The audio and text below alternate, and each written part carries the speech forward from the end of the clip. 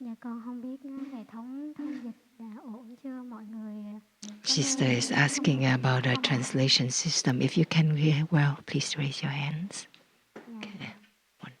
Bây Thank giờ you. con xin mời đại chúng I would like to invite the mình community hãy to ngồi như thế nào sit để in cho such a way that mình cảm thấy được nhẹ you nhàng, can thông feel mình light giữ lại tư thế ngồi and at sao cho thoải ease in mái. your body. So correct your Trong sitting giây phút này position. mình chỉ Have your back trở về với upright, hơi your thở. feet touch the Mình ý thức ground. được rằng Come back to giây the phút này natural mình đang ngồi breathing trong thiền đường, có những and bạn đồng tu xung raise the quanh. awareness that Đó you là are cái điều sitting rất in là the may mắn. meditation hall Và surrounded mình by nắm lấy cái friends, chuông. community members, Mình có and thể nhắm mắt lại. that we are very Những tay chân fortunate. của mình And when you hear the sounds of the bell, you can put your hands để cho on cái your chuông abdomen cái and allow the sound of the bell to be gọi a mình call trở of the về với giây Buddha, phút hiện tại. of your spiritual ancestors to bring you back to yourselves. And just simply pay attention to the breathing, and you don't have to think about anything else.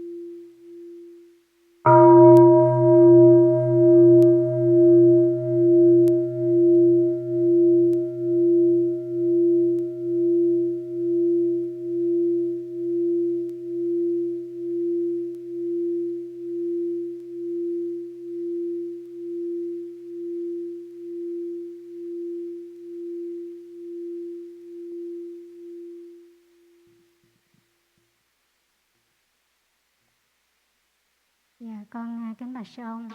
Dear respected teacher, dear Dear respected monks and nuns and community, good morning. Chào đại chúng đến với ngày quán niệm của tu viện Lộc Uyển.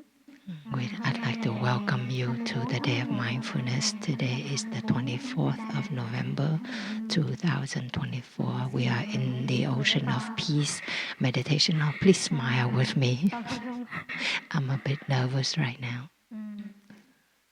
Sáng hôm nay mọi người có khỏe This không? morning, are you well? Are you feeling good?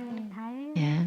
Looking at you, I see your smiles and your nods, and I feel very encouraged. Thank you.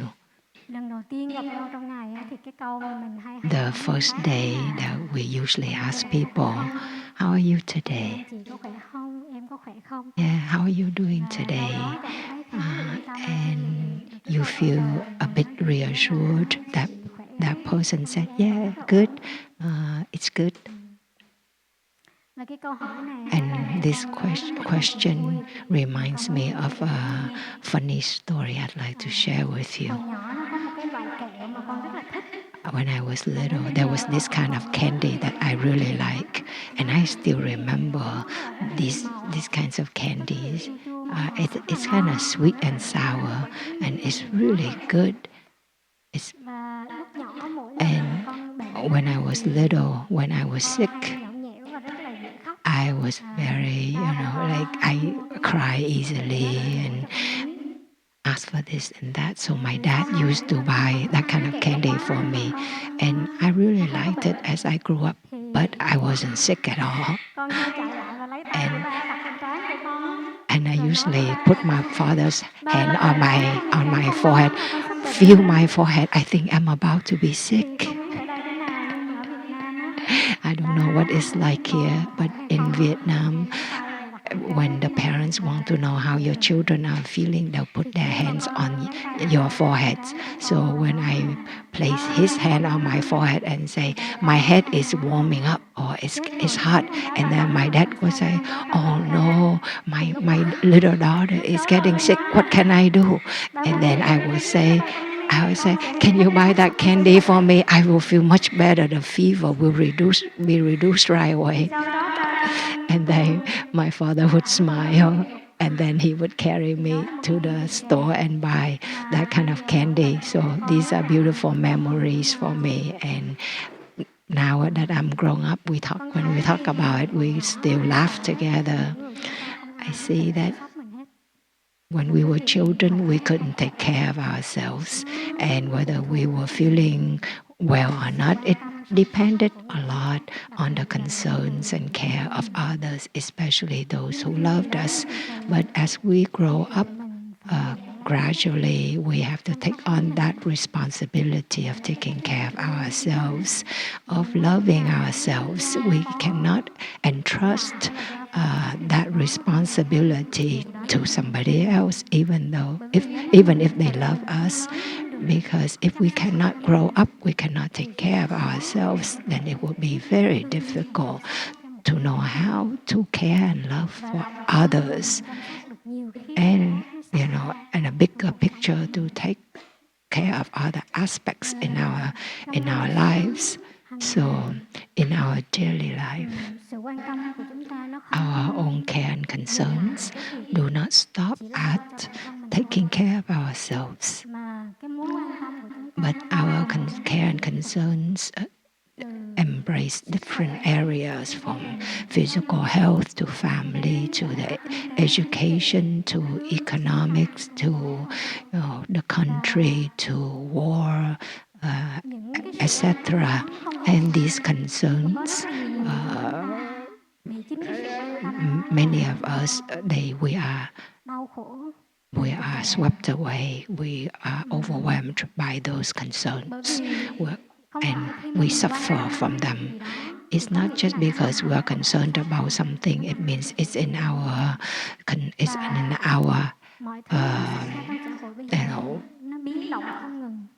control. It's not.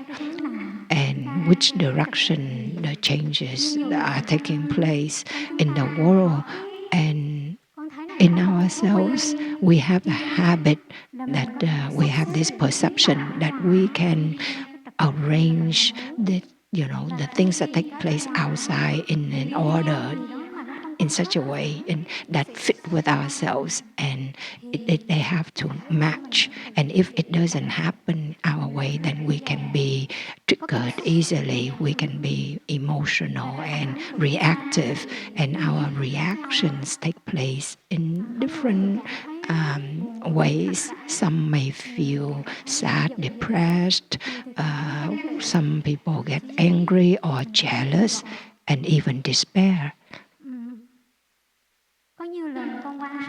Many times when I look at myself, observe myself, I see that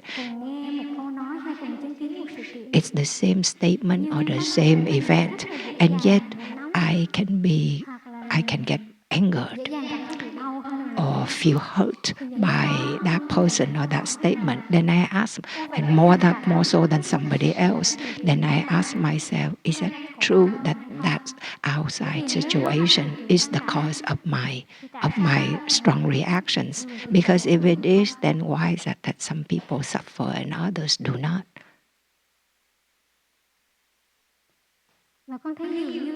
And I see that it seems that there's some conflicts there. There's some that we do not see in ourselves. And when we don't acknowledge or recognize those imbalances or problems, then we direct our attention outward instead of going inward.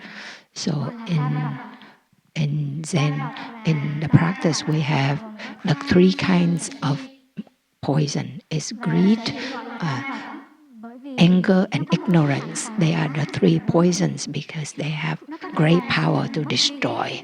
They can cause the loss of all of our peace and happiness, and they can also bring us to the direction of extreme suffering. And the roots, when we see the roots of these three poisons, they will give rise to like despair, jealousy, insecurity, etc. So we need to see the roots of these three poisons.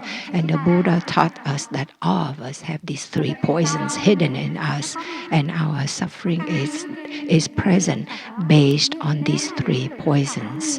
And if these poisons are, great in amount, then they will cause us great suffering. And if they are less in the amount, then we suffer less. So let us open our mind to like a greater view, a larger view, like the world. And we see our world is full of war right now, war and conflicts.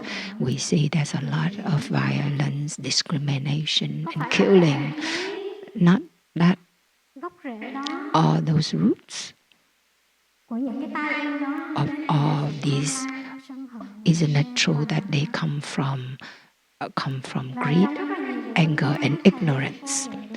And in our sessions of questions and answers, we receive, the brothers and sisters, we receive a lot of questions about how can we stop war, or with given what's going on, how can we change those situations, or how can we confront the situation of climate crisis, of world poverty. All these situations are real and they are taking place, and each one of us cannot ignore. But what can we do with those situations at hand? And I would like to invite everybody to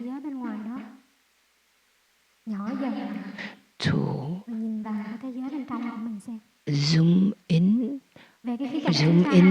inward to see those situations inward inside us. The war is taking place out there, but is there any war taking place inside us, in our heart or not? When we have misunderstanding towards somebody, especially somebody we love and care, do we know how to come back to our breathing to calm those feelings, emotions, so that we can be calm enough to listen? Can we use so that we use loving speech? Or our tendency is that we will blame and we judge and we reproach other people. Even we use language that will cause damage to one another. So that's about war. And discrimination, the issue of discrimination. Let's look inward to see if we stand in front of a woman, a man, a gay person, a colored person. Are we standing in front of a person as that person is with respect, as a human to a human, or do we regard each other, do we treat each other with our own notions about sex, gender, about color, about race? So that is very close to home, this discrimination. Or global warming, global climate change. The earth is our environment, is the place that we live. And in Buddhism, the Buddha talked about there are two environments, and one is the world, the natural world. The natural world is the place that we live, like the earth, like the river, the air, the sun, and that is the natural world. And then there are the humans and then the other living beings. And if we look through the Buddhist view, then we see that our body is also an environment, a living environment. How are we treating this living environment right inside us? How do we consume the food, the images, the sounds, the smell, the thoughts? That times when our body gives alarm, and yet we do not stop to listen to these alarms. So these changes, climate changes, are taking place in our own body. So the poisons of anger, ignorance, and craving, if we look deeply, then we will see that they are manifestations of states of mind that are not taken care of in us, in each one of us, because the world is formed. The first thing the world is formed in us, and then it will manifest outward. Let us reflect on this to see if it's true. Isn't it true that when we do something, the first thing is that it will manifest in our thinking? And if it's repeated many times enough, then it will manifest in our speech and bodily actions. And so what we can, if when we understand and accept and arise at certain concrete steps or not, it has to begin with our capacity to go inward to understand ourselves thoroughly. And this is not a declaration. This is a path of practice. It is a work in the work. And this a journey of practice, it is not easy because it requires us to have the capacity to come face to face with ourselves, to have the capacity to be present first and foremost for ourselves, because it's not easy to, not that every time we come back to ourselves that we feel comfortable. That's why many of us, we seek outward too. We seek entertainment, consumption, so that we feel soothed, to feel that we are worthy of something. And our practice, it sounds vague or large, but we can just bring it down to two very concrete steps. One is to nourish, cultivate happiness, and secondly is to transform our suffering. Let's look at our teacher's life. His whole life, how did he direct it? He did just these two things: to help others, to water the seeds of happiness, and to recognize suffering and to transform it.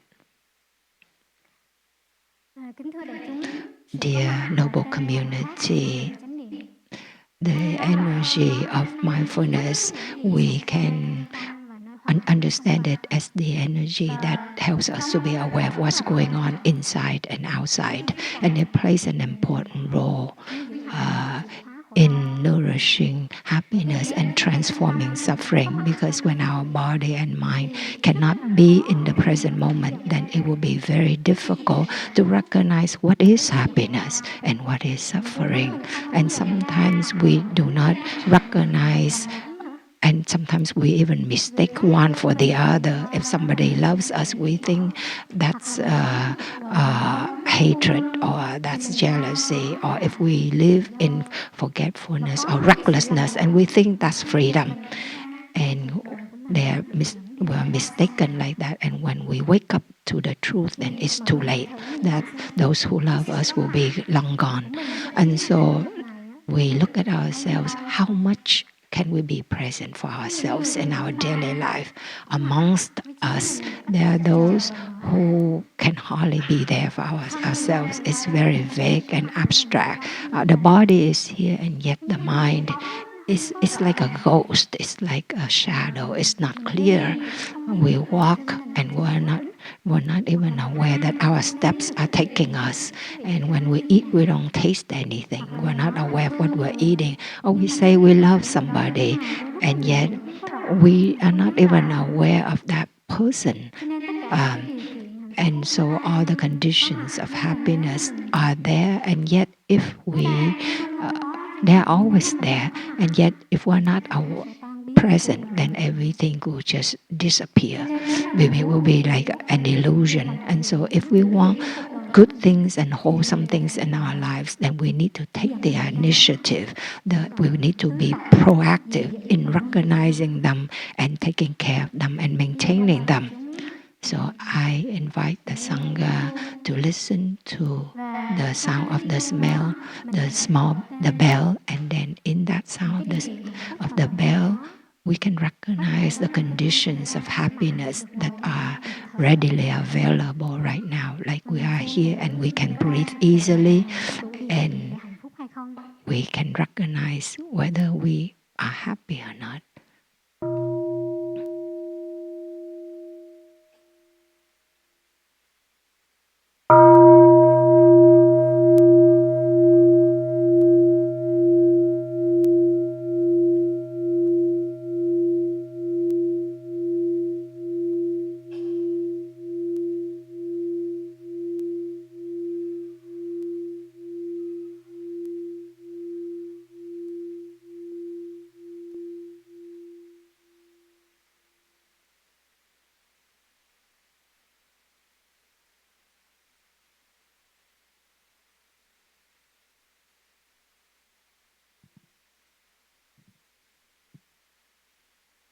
Kính thưa đại chúng, Dear noble community, khía cạnh thứ hai của sự thực tập đó the là second part chuyển of the hóa practice tâm.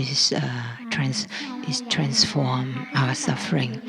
And our teacher taught us that there are those two aspects, cultivating happiness and transforming suffering. They need to be in balance. We cannot let the suffering pull us away. So there's an image that is very familiar that can help us. That's the image of somebody who is sick and needs surgery, and first of all, for the person to accept the surgery, and the doctor has to make sure that the person has enough, endurance, good health to go through the surgery. So in us, we need to have a certain amount of happiness and stability in order to transform our suffering. Otherwise, suffering can drown us as we look into it. So the practice of following our breathing in, I am aware of my in-breath. Breathing out, I'm aware of my out-breath. Breathing in, I am aware of my whole body. And breathing out, I relax my whole body. Or the practice of mindful walking, or being aware of our steps, or eating in silence. These practices seem so simple to us, and yet they train us capacity, a habit to bring the mind back to the body in the present moment. And it helps us to be calm, to be concentrated. We can recognize which state our body is in, and which condition, which is the condition of our mental state or emotions. And then we have a chance to look into the roots of these manifestations. There's a book written by our teacher Thầy. In one Dharma talk, the first time I heard Thầy said that Thầy was not happy when that book was like a bestseller. Thầy said Thầy wasn't happy to hear that. You know which book that is? When Thầy said that he wasn't happy at all, and that is the book Anger. Ngày 10 tháng 9 năm 2001 thì cái quyển sách October này được xuất bản tại in 2001, it was published in the US, and the next day is the September 11. And it caused so many people feel so angered and despair. And so this book, Anger, it became one of the bestseller books in the US and also in the world. During that time in Korea, within one month, they sold 1 million copies. So thanks to this book, that many people came to know the practice, and it helped them to practice deep looking, deep listening, to reconcile with their loved ones and to take care of themselves. And so the news that Anger, the book Anger, what became a bestseller didn't make thầy happy, but it made thầy have more compassion that in this world there's so many people suffering. And in the preface, thầy said something that really moved me. Thầy said that the basic condition for happiness is freedom, and this is not a freedom from political freedom, or this is the freedom from bondage of our anger, our ignorance, and our craving. That's the freedom. And with in my own experience, I see this is very true. There are certain periods in our lives that something that our mind is imprisoned, is bound in suffering, and that suffering is like a nail that keeps us stuck in that. And we treat the present moment, it's like those wounds are totally there, even though it could be like 20 years ago. And even those who are in their 60s or 70s, the resentment, the anger, the suffering, it's so alive in them. And so I want to share my personal direct experience. One day, I was assigned to do composting with one of my elder sisters. So in our monastery, we compost all the leftover food and peels, and so we compost them and use that as for our garden. And so it has a very strong smell. It's not fragrant, and so when I was doing the compost, and the debris got on my clothes, and I can be pretty smelly, and I feel like I'm the compost itself. And that day, and as we walked and we sat down and drinking some water, and my elder sister turned around and teased me, "You smelly." And I thought, well, if we work on the compost, everybody will get it, everybody will smell like that. But when my elder sister said that to me, "You're stinky," and I don't know why, I was feeling very unpleasant, irritated, and I saw that I was reactive inwardly. And I also recognized that irritation, it was becoming anger. And so I stood up and walked to another place. Then after a while, it calmed down, and I came back and continued with the work. Then one day passed, I didn't think of anything, I forgot about it.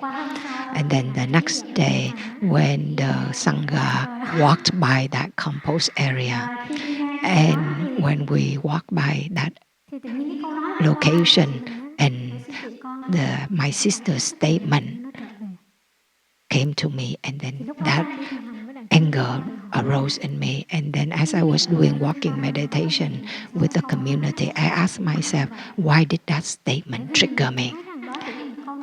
Because it was just a joke, and why did I experience anger like that? And so I continued to do my walking meditation, and I recognized that anger very clearly in me. And when we walked to the fire road and sat down on the top of the fire road, and thanks to the energy of the Sangha and the beautiful scenery, and I saw myself when I was 12 or 13 years old. I was bicycling, going to meet my mother. And we lived in a mountainous area. It's very beautiful, like Deer Park. But we planted a lot of tea trees and also coffee trees. And my family was in a very poor economic condition. It was and my parents would have to work very hard until late at night. And then I would come from school, and I would cook. It would take me time, and then I would bike and to bring food to my mother. And so con hay mặc luôn cái bộ đồ đi học trên người mình á. usually I would be wearing the clothes that I wore to school, and then I would bike and bring so that I didn't have to change my clothes. And so that day when I walked into my class, and my best friend, it was a boy, just my best friend, not my boyfriend.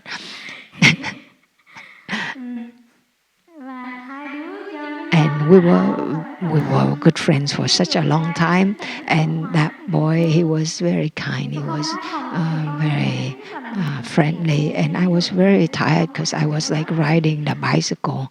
And I got there, and then he said to me, "Why do you always have that smell of tea on your body?" And my name was Thương, which means love. It's like, "Love, why is it your body always smells like tea?" And in that moment, I didn't know why, but it made me feel so violated. Like I was put down, and that emotion, that anger, it exploded immediately. And I punched him right there and then. And I really couldn't understand why I could do that, just that. And then after that, I went into school, and that really, that's when I really saw the anger fully manifesting, and I broke down and cried. There were so many different kinds of energy all mixed up, and there I saw I was angry, I was reproachful, and I felt insecure, and I felt, and many times when I brought food to my mother, where she was working, and saw her how hard she was working, and to work for people, a hired hand, and I. But there were many things that I wanted, but I never asked my parents to buy them for me because I understood how poor we were. And when I was crying in the toilet stall, I felt all of that, and I felt angry at him, but I was angry at my parents. Those the images of my parents that I loved, but in those moments I couldn't accept them, how hard they had to work. And I hated even the smell of tea, where my parents were working in the tea plantation, and the other difficulties that came along with that, with being poor. And when I was doing walking meditation on the fire road, and I saw so clearly at this moment, I am Sister Nghiem. And in the present moment, I see myself like that. My heart could open up, and I could embrace that little girl full of insecurity, sadness, despair, and my unskillful action. Like an elder sister embracing a little sister. And I recognized that I felt that the tea got in my body caused people to look down on me, to diminish my value. But it was that the tea that my parents worked hard and raised me. And so when you're angry, you think you are protecting yourself, but really that is the moment when you feel most helpless and weak and vulnerable. And I see that now that I know the practice, and I don't want to react in that way anymore. I want myself to return to my breathing, to listen to my emotions, to understand myself, and to understand my surrounding and environment. And I want to protect myself with love, with understanding, and not by hurting another person back. In that moment, when my sister's joke, it also vanished, because I think it was just a statement. It happened to happen outside, but the roots other wounds that have already existed inside me. And where I see that when we give ourselves a chance to slow down and to breathe, mình ngừng cái sự chỉ trích và phán xét đối với những cái lỗi lầm our blames and reproaches towards ourselves and others and our loved ones. We slow down, then we can observe and recognize that our reactive behaviors, they have deeper roots, much deeper roots.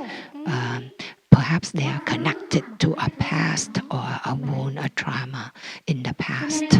And so instead of eliminating that, eliminating or ignoring that anger, then slow down and stop and see it could be the root can be something that from the past, the sadness or the despair or the misfortune that took place in our lives before. Let us breathe together.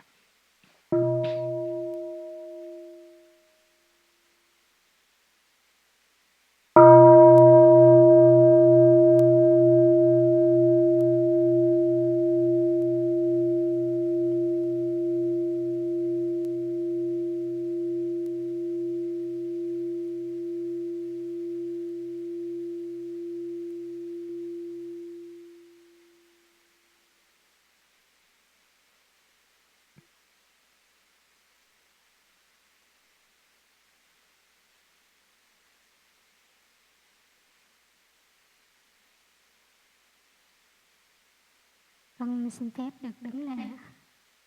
I'd like to ask permission to stand up.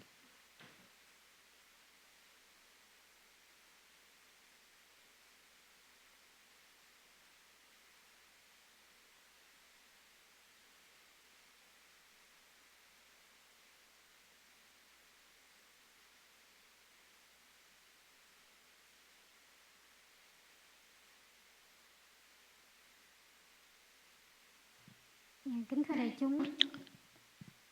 Dear Sangha, mình thấy khi mà mình giận, we see that when we are angry or we love somebody or we're suspicious of somebody, then their actions, their words play a very important role to us. But we need to acknowledge that those seeds are already inside us. And in Buddhism, we often use the term the seeds.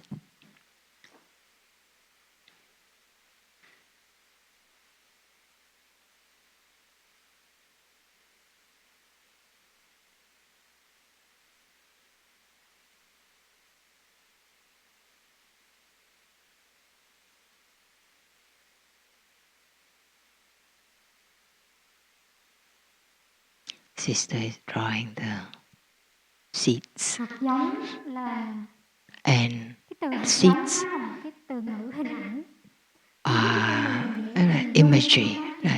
Imagery to help us to see more clearly. But in truth, seeds are kinds of energy. Like happiness is a kind of energy. Compassion, mindfulness, that's that a kind of energy. Or our jealousy, our insecurity are also energies. And when they are not manifesting yet, then we call them seeds. But once they manifest and we can recognize them, then we call them mental formations. Sister is drawing like a plant from the surface of the earth. So the seeds are under the earth, underneath in the earth. Then they manifest as plants. And on the upper level, when they are plants, we call that the level of mind consciousness.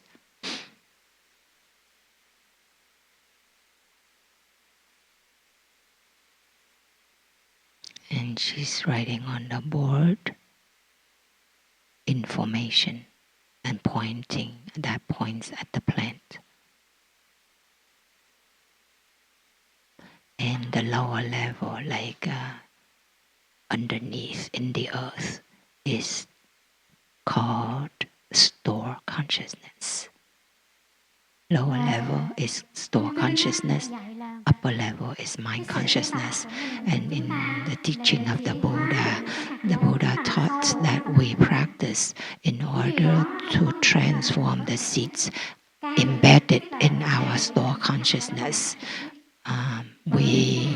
These seeds embedded in our store consciousness, they are like roots, so deeply rooted in our store consciousness that we cannot see them, but we can see their presence when they manifest in the mind consciousness. And what we can learn more, how the working of our mind, of our consciousness, it is not something rigid, and it is an energy. It is a kind of energy, and so it moves, and it's active, and it interacts with other seeds.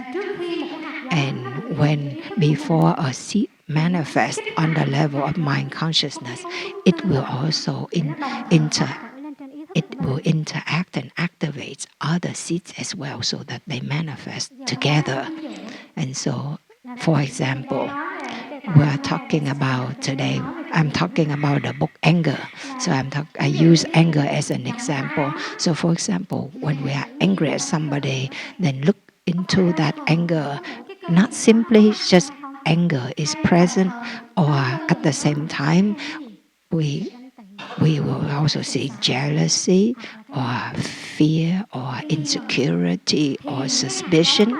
So the so they interact, they interact, so they excite each other, activate each other, and they will manifest simultaneously on the level of mind consciousness.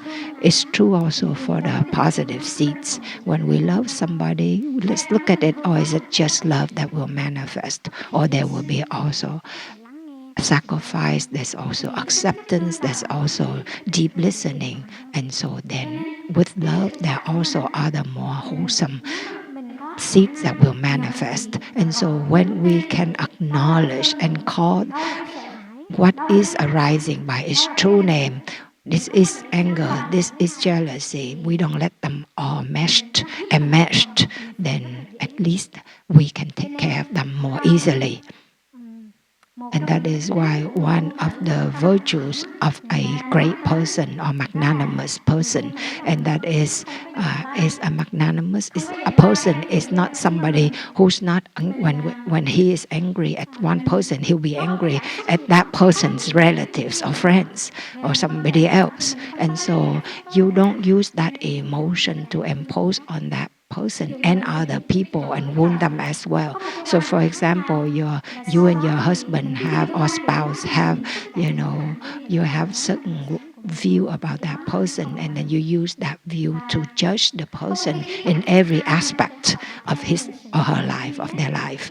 And so we also recognize, also between mind consciousness and store consciousness, is that the manifestation of a mental formation, it also depends on how it's connected to the seed deep inside. So I will elaborate more on this. So sister is drawing more plants on the level of mind consciousness. One plant is the anger. So the manifestation of one state of mind or mental formation, it depends how it's connected to the seed deep inside, like anger and the seed of anger, they are connected. For example, when anger is manifesting in mind consciousness, but if that anger is connected, related to the wound, like let's say being abused physically, sexually, violently, then it will need a lot, it will be more entrenched, and it will need a lot more love and embrace to transform it. But let's say anger, that anger is connected to just, to a view what's right or what's wrong, or but then that anger will be easier to be transformed, to be embraced. So when we understand that principle, then our practice is to recognize, to be able to recognize and call it by its true name, the true root of our mental formation, whatever that is. What is its true root or roots? Then we have a better chance to transform it. We usually hear that the when we go through different experiences in our life, it's always it's stored in our store consciousness in the form of a seed, and then it will manifest in the mind consciousness. So different people will have different ways. Not everybody will be angry the same way, because different causes and conditions have caused our seed of anger. And in the more present moment, when we generate mindfulness, that's plays a very important role, because when the energy of mindfulness is arising in our mind consciousness, Sister is drawing a plane of mindfulness. It helps us to stop, to recognize and to call by its true name what is arising. And when we have the capacity to stop and recognize what is manifesting, then we can look deeply into its manifestation, and as well as its roots, the roots of that manifestation. And so henceforth transformation may take place.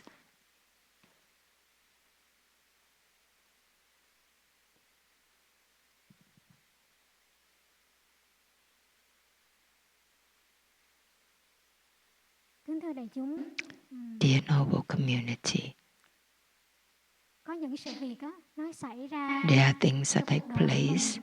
There are situations, conditions that took place in our life in a certain period of time, and perhaps because of some reasons we became victim of a suffering, and that is true. It's real. But to a certain time, I woke up and realized very clearly that in that situation made us become a victim one time, but it is us who can decide and allow ourselves to become truly victimized by that suffering or not. To be our repetition, rehearsal of that condition, hundreds of times, thousands of times, and that attitude strip away from us the power, our self-control, and to become completely victimized by the person outside us or the situation outside us. So our teacher taught us that when we suffer, we need to see the part of our responsibility, the way we handle the suffering. Don't let a statement somebody said in a few seconds, a few minutes, that cause us to get angry and get wounded, and that one time and the rest of our life. So it's our behavior, our attitude that will perpetuate it. So from the sisters' dining hall to the main gate, one time I was jogging. I saw a power line was cut down, and it has that power line. It it it it, it wrapped around a tree, an oak tree, and with time it caused this indentation. When we see, actually it runs through the trunk, and it looks very strange. And as I was looking at that image for a long time, then I felt so moved. I felt that the moment when that power line was cut and wrapped around that tree, it caused a lot of pain to the oak tree. But with time, that the oak tree holds it like that, and with time, the oak tree can continue to give more branches and leaves. and the oak tree has become very healthy. And I say that we are, as human beings, we are also like that. There are certain wounds that took place in our lives, and they were inevitable. But and some of us think that our practice and transformation have to erase completely that that wound or that suffering in our body and mind. We think it that way. But we have to need to see that that wound can leave behind a scar in our body and our mind. But that scar is not our whole life. There are so many other parts on our body and mind. They are not scarred, and so we would be very patient if we only choose the scar as everything that we have in life. And yet our life is so expansive, it's so great, it's so much more beautiful. And I invite you to listen to one sound of the bell.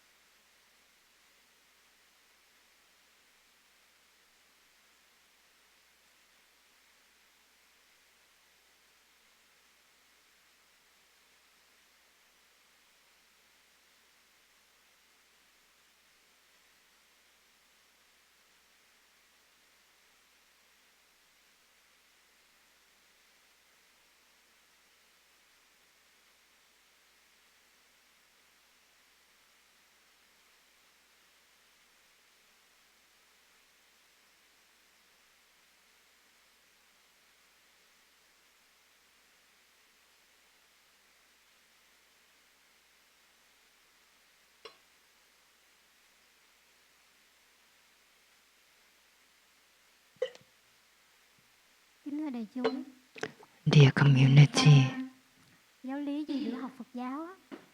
in the teaching of the Buddha, the Buddhist psychology, one of the characteristics of the seed is that it's neutral, neither good nor bad, neither wholesome nor unwholesome.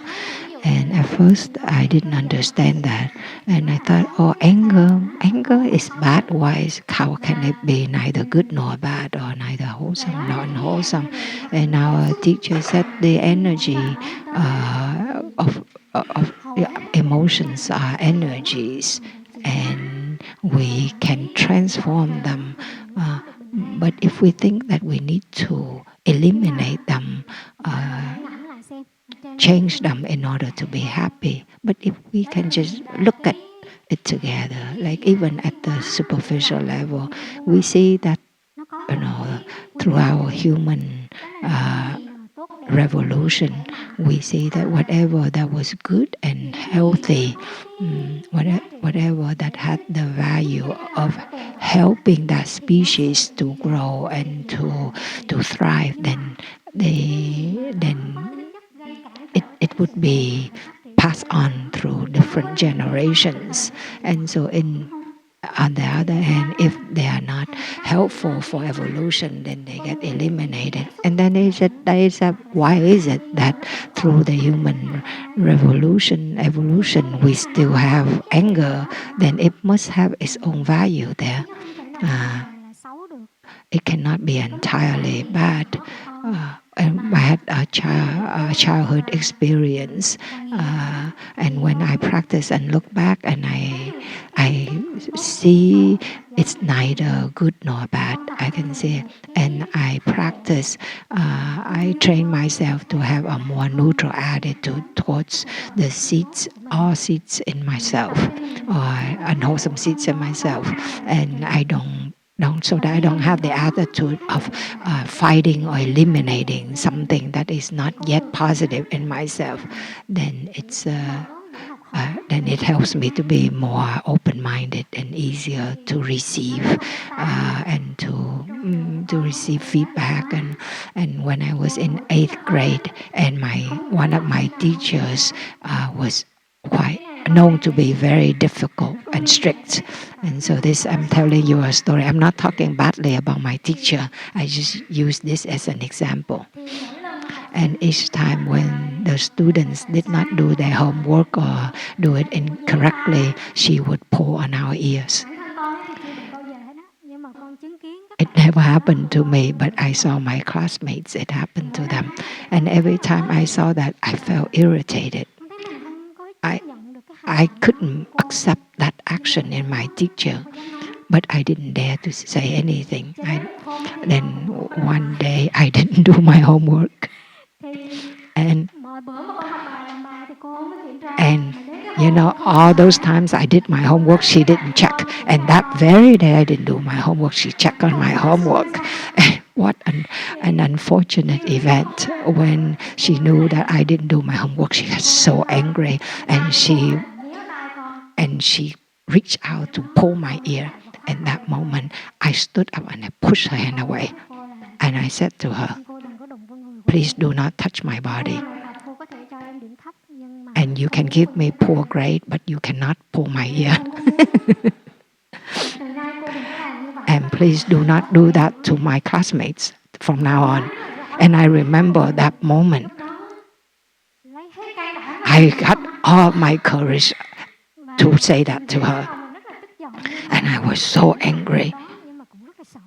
And I was afraid. And my heart was beating so fast. It's like it was going to jump out of my chest cage. And I was very tense, very tense. But I see that action of ear pulling caused me such strong emotions. I see something so wrong about that, doing that to the students. And I didn't want it happen to myself or to my classmates. And I said, oh, okay, if I didn't do my homework, I have to be responsible for it. And from not doing my homework, from being punished with that, how does that make me more smart? And so I saw those two things don't have any relations at all. And it's just a violent act. And after I said that, then my teacher was stopped. She stared at me, and I was ready. I was ready for whatever that was coming to me. But she didn't say anything. And she walked back.